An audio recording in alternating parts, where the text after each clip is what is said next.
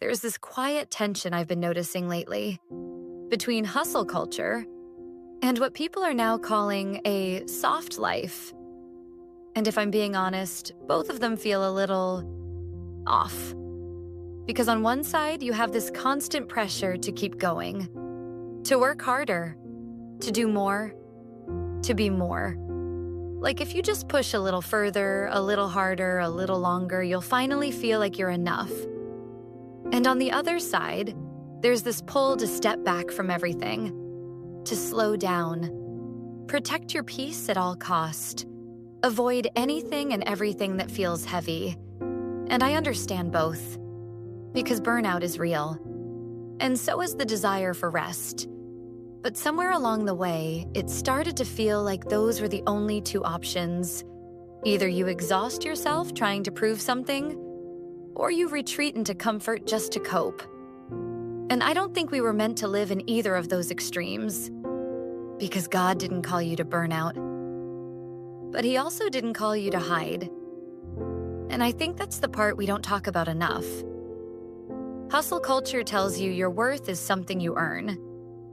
That if you just stay consistent enough, disciplined enough, productive enough, you'll finally feel secure. But the problem is, that feeling never really comes. Because when your value is tied to what you do, there's always more to prove. And eventually, you just get tired. Not just physically, but mentally, emotionally. So of course the idea of a soft life feels appealing.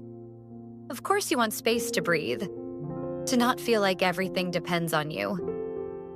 But sometimes without realizing it, rest turns into avoidance. You start pulling back from things that matter, delaying what you're called to do, waiting until life feels easier before you step in again. And slowly, without meaning to, you disappear from your own life. And I don't say that to criticize either side. I think both are just responses to pressure. But here's what I'm learning. A life with no pressure is not the same as a life with peace. Hustle says, prove yourself. Soft life says, protect yourself.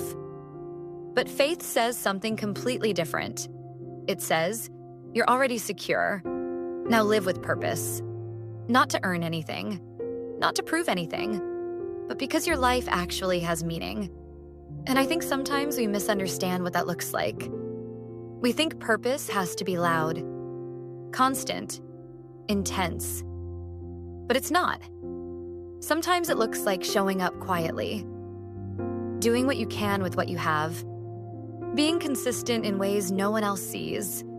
It's not about intensity, it's about faithfulness. And that doesn't always feel impressive, but it's real. So yes, rest when you need to. Rest is good. Rest is necessary. But don't confuse rest with retreat. Because there's a difference between stepping back to recover and stepping back because you're afraid to move forward. Maybe the goal was never to choose between a hustle life or a soft life. Maybe it's something in between. Or maybe it's something deeper than both. A surrendered life.